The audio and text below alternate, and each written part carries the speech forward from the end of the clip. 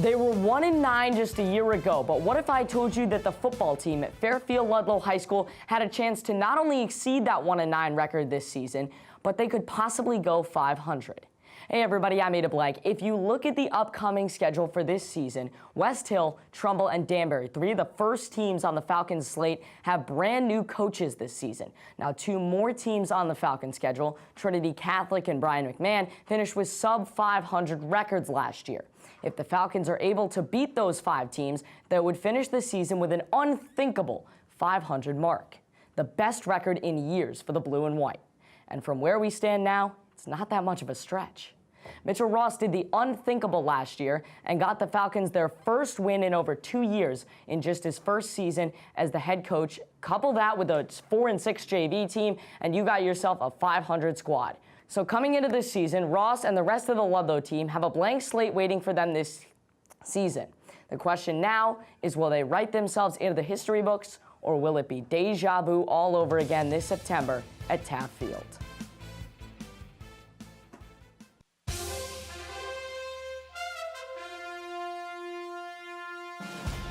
Good evening and welcome to The Rundown. I'm Aiden Blanc. The Yankees are one of the hottest teams in baseball, but the Red Sox, they just seem to be even hotter.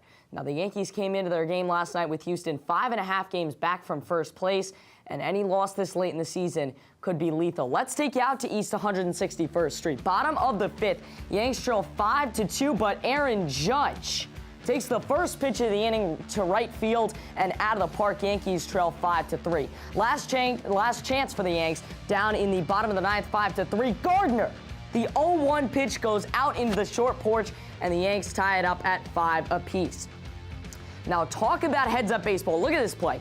Extra innings, Gary Sanchez grabs a wild pitch and throws down Tony Kemp to keep us tied at 5. Going into the bottom of the 10th, and it isn't Glaber Day, but it's Glaber night. Glaber Torres sends us home in the bottom of the 10th. A walk-off single. The Yankees win a close one, 6-5.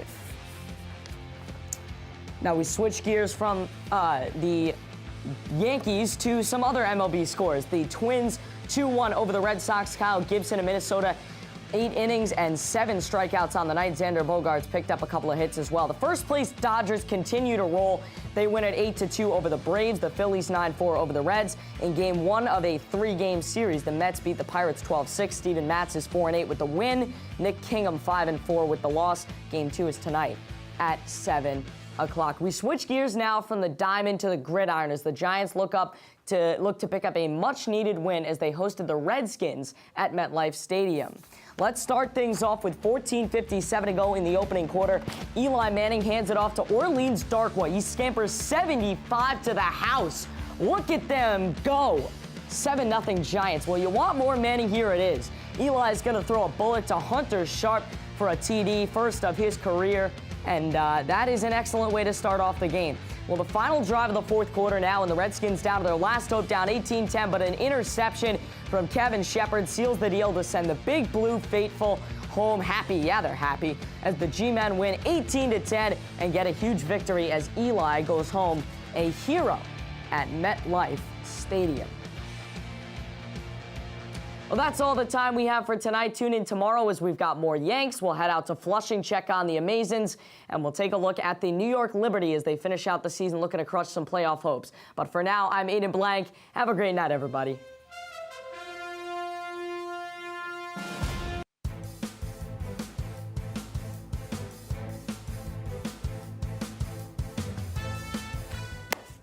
Well, hello there. Welcome in. I botched that handshake so badly. Welcome in to Pardon the Interruption. Aiden Blanc, Ben Koch. Ben, how are you today? I'm doing great. How are you doing, Aiden? Pretty good. How about yourself? I'm doing good. You know, I'm very excited. We're getting some great on-camera time. We have some great topics to discuss. What do you think?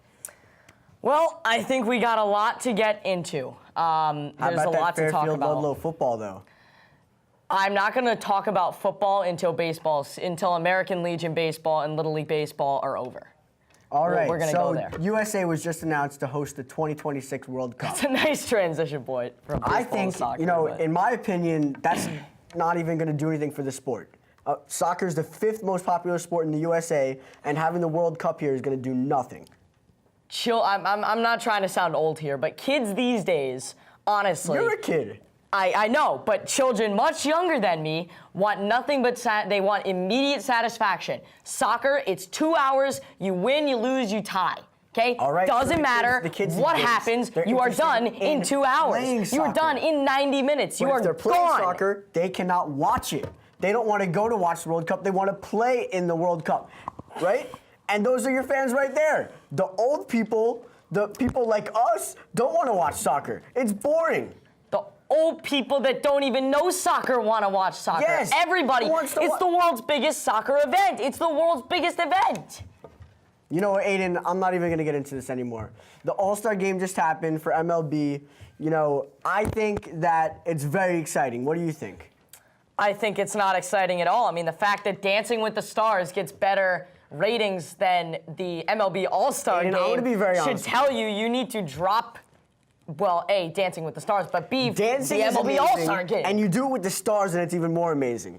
And on the topic of stars, this is the All-Star game. And they're dancing, they're tangoing to get those bragging rights. It's for AL the fans. or NL. It is for you and me. And the players. The only people that watch baseball. And we don't even want to watch it. All right. I want to watch it. It's Okay. very exciting. It's the strikeout pitchers and the home run hitters. Those are the best people in baseball. Let's stay on baseball. Ben, I ask you this. Should hustling be enforced in pro sports? Absolutely not. Because you're going to have guys who are getting injured. Gary Sanchez, who was hustling on a play just a few days ago, is injured and is now out for over a month. Mr. Koch, Gary Sanchez gets paid $620,000 a year. That's correct. For what? So he can sit around and get injured? He gets played to go out there and play 162 games, playoffs pending, and play the best that he can. If he gets injured, that's not the Yankees' problem. If he doesn't like that, he can leave the team. He's not going to leave the team, but in all honesty, you need guys to stay healthy. Look at Noah Syndergaard for the Mets. He was doing hustling, and now he has head, shoulders, knees, and toes disease. It's a joke. Come on. If you want him to stay healthy, if you want the Mets, the Yankees, any pro sports team to be good, you need the players to stay healthy, and if they're hustling unnecessarily, that's not going to happen. Trey Turner won the Heart and Hustle Award recently, and then bunts and stops and walks back to the dugout. Managers need to stop this from happening. Bottom line. It's a human thing. All humans want to not hustle sometimes. It's really, some people need to have a momentary lapse for a second. All people, it's a human thing.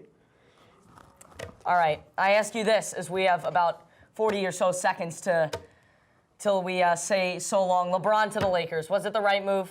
Absolutely not. Really? The 76ers are a team that has many young stars. They made it to the playoffs last year. The Lakers didn't. And you even have other teams other than that, the Rockets. And those fulfill his personal goals, too, because he wants to be with his friends. He took the Cavaliers as far as they could go. He needs to go. When was the last time LeBron James was not trending in the NBA and not leading the pack? If everybody's in the West, it's pretty clear LeBron James is going to go to the West. There's no way LeBron could beat the Warriors. We could talk about that next time. Good night to everyone, and we hope you enjoyed our talk show. Aiden, so long.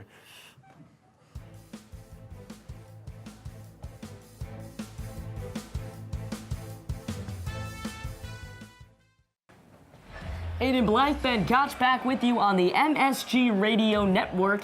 It's today's broadcast presented by Chase the Warriors in the Garden to take on the Knicks, the defending champions from a season ago. About to head off to Washington. They'll play right now. Your officials today, Jason Phillips, Derek Richardson, Kevin Scott. The Warriors 22-7 on the road, one of the best records in the NBA on the road, and the Knicks 16-14 here at the Garden. Game number 62 for the Knicks, number 30 here at the Garden, about to get underway as probably the most packed house of the season other than opening night. Would you agree? I would agree. The Warriors are probably the best team in basketball right now, and we are about to get underway. The Knicks have their guards, Manuel Mudiay and Courtney Lee. Forwards, Tim Hardaway Jr. and Michael Beasley and Enes Kanter. Opening tip is controlled by the Warriors, and their starters presented by New York Life is Curry and Thompson at the guards, McGee at the center position, Green and Durant from forwards is a nice dish down low, and Thompson will get us going. It's 2-0 Golden State. And as we go through these starting lineups, a very predictable starting five for the Warriors. Yeah, the Warriors are full with all-stars, and as I said, they're probably the best team in basketball right now. Only getting better as the season goes on. They have a 46-14 record. Amazing. Warriors are 2-0 since the All-Star break in Los Angeles. That shot off the front of the rim, and we will see a stoppage. It's going to be a turnover. The Knicks will get the basketball, and all smiles coming from the guys from the Bay tonight on an East Coast road trip. One of the few they will take this season. 11:20 remain in the opening quarter. McGee swings it over to Hardaway. Hardaway on the near side. Guarded by Durant heavily. Tries to kick it to Beasley. Beasley lost it, and it goes out of bounds. Hardaway visibly frustrated there as he was not able to retain possession. Yeah, this game is going to be in control of the Warriors, and the Knicks need to take advantage of every opportunity that they can get. The Warriors have only lost 7 games on the road. The Knicks regain possession. Shot off from Thompson. Now here's Kitzer other way, and a Euro step. He'll go to the basket. 10:50 remain in this opening quarter, and the Knicks have tied us at 2. They're on the board for the first time tonight, and as we see a stoppage in play on the other end, you can visit your local Cadillac dealers for the best deals on Cadillacs here in New York City. 10:46 remain in the opening quarter here on 98.7 ESPN. It's Golden State and the Knicks 2-all. That was just knocked out of bounds. The Warriors going to be regaining possession. Golden State comes in the number 2 seed in the West. The Knicks, the 11 seed in the East, just 3 out of a playoff spot. As I say that, half of the Splash Brothers, that is Thompson knocking down the long 2. 4-2 New York trails. Lee will give it up to Cantor. Cantor, top of the key, gives it over to Moutier. Moutier will drive. Now a swing to Cantor. Cantor in the lane, puts the baby hook up, and it falls. We're tied at 4. And the Knicks are doing really well right now. We're only about 5 minutes in. Oh, and they just lost their lead again. Curry will pull up from just outside the free throw line. An excellent job by him as Moutier will bring it up and swing it to Courtney Lee. Lee will drive, now on the baseline, is swatted away at the rim by McGee. How about McGee coming in with an emphatic rejection? Curry will pull up from long range, other end. It's off the front of the rim and no good. Coming off the glass, Knicks control the rebound. 9:50 to go in this first quarter. Shot clock down to 15. Top of the key with Moutier. One of the only non-United States players on this team is a long 2 on the other end. And we're tied up again at 6. A very back and forth affair to start this one. Yeah, to start it off, the Knicks are doing a great job just keeping it in their control. Michael Beasley just switched that one in there. And as I said, the Knicks need to take control of every opportunity they can get. Controls to McGee, now down low, and it's Green to get it and 1. How about Draymond Green? He's been dubbed kind of a hothead in New York City, and he is 1 foul away from a suspension. Picked up his 15th last game against Oklahoma City, so this is a big game for him. The Knicks fans, obviously notoriously unforgiving and very intimidating to other players, trying to bait him possibly into getting that 15th technical foul. Yeah, if you're Draymond Green, you come into this game, you need to remain calm, keep your composure, and just try and behave yourself. As childish as that sounds, sometimes that can be difficult when you're out there on the court. There's Moutier. The kid from Congo will go to Hardaway, who immediately gives back to Moutier. Moutier moving near side, gets out of a couple of double teams. Now here's McGee, that is Beasley down low, who puts up a floater, no good. Durant rebound on the other end. Flips it out to Curry. Curry in the corner for Thompson. Thompson for 3. Bang! It goes down at 8:43 remain. And the Knicks kind of taking their punches and trying just to counteract them every possession. Yeah, it's going to be tough. The Warriors are such a great team, but the Knicks are trying right now. Moutier. That's Beasley for 3 on the near side. Wonderful assist. And we're inside 8.5 minutes on the other end. Durant for 3. Bang! 15-9, and that's where we see our first stoppage of the night. Durant unstoppable for the Warriors. It is 15-9. Golden State on top of New York. We're back in just a moment on the Knicks Radio Network here on 98.7 ESPN. Make sure to visit your local Cadillac dealer.